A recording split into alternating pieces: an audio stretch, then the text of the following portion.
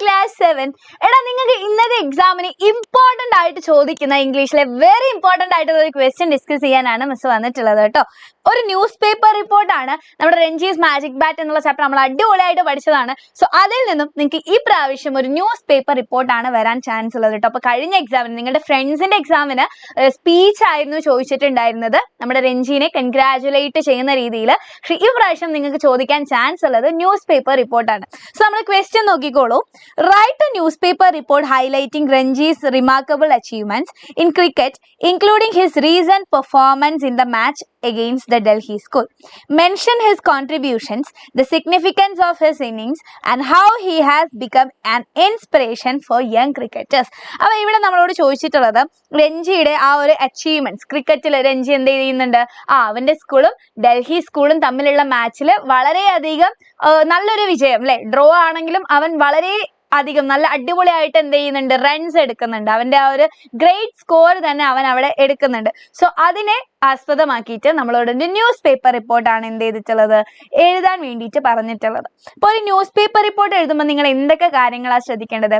Important ആയിട്ടുള്ള very very very important ആയിട്ടുള്ള ഒരു കാര്യമാണ് ഹെഡിങ് നിങ്ങൾ ഇൻക്ലൂഡ് ചെയ്യണം. കൃത്യമായിട്ട് എന്ത് ചെയ്യണം, ടൈറ്റിൽ നിങ്ങൾ ഇൻക്ലൂഡ് ചെയ്യേണ്ടതാണ് കേട്ടോ. അതിനുശേഷം ലെഫ്റ്റ് സൈഡിലായിട്ട് പ്ലേസ് എഴുതാം, ഇത് നടക്കുന്ന സ്ഥലം എഴുതാം, എന്നിട്ട് 2 കുത്തിടാം. ഈ 2 കുത്തിനെ നമ്മൾ കോളൻ എന്നാണ് പറയാം. ഓക്കെ, അതൊന്നും അറിയണമെന്നില്ല, ഈ 2 കുത്തിടാം.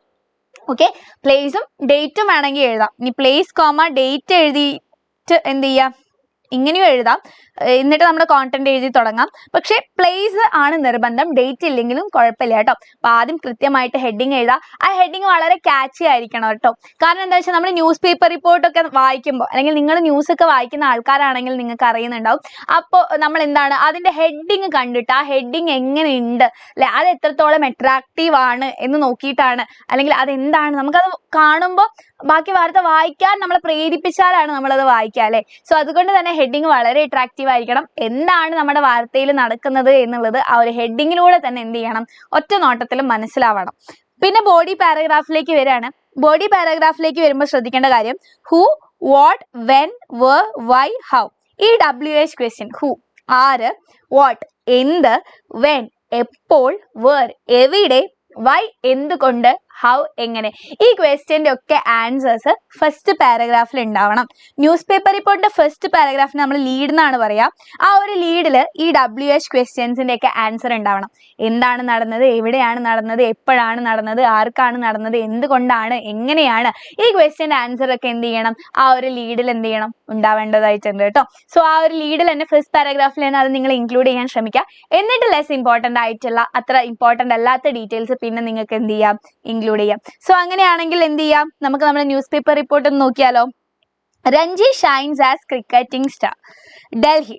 സ്ഥലം എഴുതി 2 കുത്തിട്ടു, കോളൻ എന്നാണ് അതിന് പറയാം. Ranji, A young cricketer from Delhi, has become the star of the season with his outstanding performances. അപ്പോൾ ഡൽഹിയിൽ നിന്നുള്ള യങ് ക്രിക്കറ്റർ ആയിട്ടുള്ള രഞ്ജി എന്ത് ചെയ്തു, has become the star of the season അല്ലേ. ആ ഒരു സീസണിൽ തന്നെ സ്റ്റാർ ആയിട്ട് മാറിയിരിക്കുകയാണ് വിത്ത് ഹിസ് ഔട്ട്സ്റ്റാൻഡിങ് പെർഫോമൻസസ്, അവൻ്റെ ഔട്ട്സ്റ്റാൻഡിങ് പെർഫോമൻസസ് കൊണ്ട്. And recently he scored an impressive 75 runs against the strong Delhi school team, helping his side secure a draw.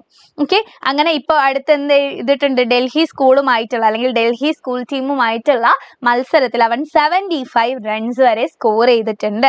സെഞ്ചുറിക്ക് കുറച്ച് വ്യത്യാസമേ ഉള്ളൂ അല്ലെ.